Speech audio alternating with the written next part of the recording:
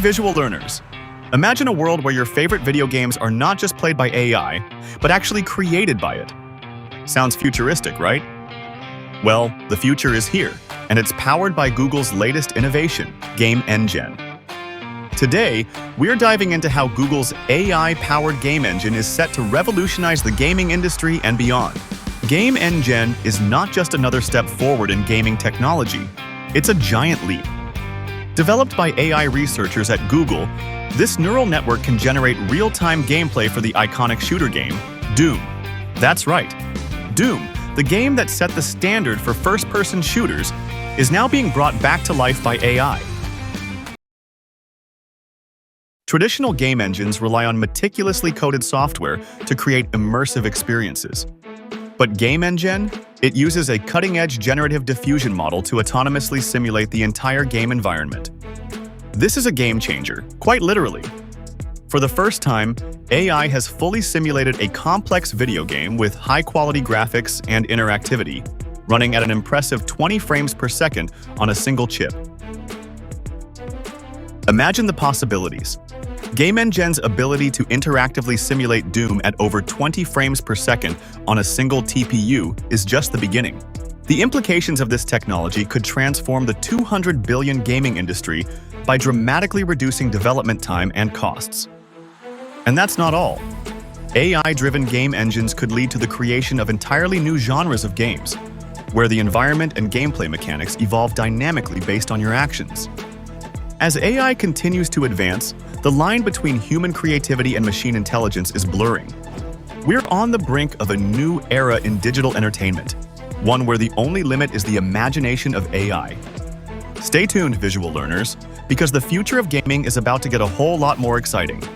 Before we can understand how GameNGen works, we must first understand Doom, a game that was revolutionary when it came out in 1993. Not only was it a violent game that moms hated, but it was a huge technical achievement in 3D gameplay. While the player runs around obliterating demons from a 3D perspective, the enemies and objects are actually just 2D sprites rendered at fixed angles. This differs from modern games that use billions of triangles and linear algebra to render 3D objects. The key takeaway here, though, is that Doom is not a true 3D game, and its underlying technique is often called 2.5D graphics or billboarding. In other words, you take a bunch of 2D images, but skew and scale them in ways that make it look like a 3D environment. It's genius, so let's take a moment of respect for its lead developer and legendary programmer, John Carmack. Not only did he create Doom and Wolfenstein and Quake, but he open sourced the Doom engine in 1997, which inspired an entire generation of new programmers. Currently, he's working on artificial general intelligence at Keen Technologies, and let's hope he gets there before Sam Altman does. But now that you understand how Doom is just a bunch of 2D sprites, GameNGen becomes a little less magical, which is based on Stable Diffusion. It relies on an augmented version of Stable Diffusion 1.4, which is trained to predict the next frame based on the sequence of past frames and actions. And the other big component of the architecture is a reinforcement learning agent, which is trained to play the game and record itself like an artificial Twitch streamer. Google has taken a lot of L's recently, but it's also been shipping some amazing tech, especially when it combines reinforcement learning with generative AI. Like AlphaCoder uses a similar technique to beat virtually all competitive programmers, and AlphaProof can beat almost all math Olympiads. But when it comes to the game engine, their biggest challenge was addressing autoregressive drift, where the quality of gameplay starts to decrease over longer sequences. The model only has a limited context window of about 3 seconds or 60 frames, but in a fast-paced game like Doom, that's all you need for real-time gameplay. And despite the small context, it does keep track of health and ammo based on the actions taken by the player. The big question, though, is does this make game developers obsolete? The answer, of course, is no. This game is barely playable, and the tech has no practical application for the time being, but in the not-so-distant future, you could imagine a developer like Rockstar Games using an RL agent to play the GTA world, combined with some futuristic generative 3D model that can spit out new terrain, NPCs, and even storylines on the fly. But you really shouldn't be playing video games because women find it the most unattractive hobby for men. The real world-changing application of technology like this is going to come in robotics. Real-time environment simulation will allow robots to train rapidly without physical hardware. Like when it comes comes to capital punishment, it's extremely hard to gather enough data for a large model. Well, not anymore, thanks to Google's Project Talon. The new device is designed to be as humane as possible,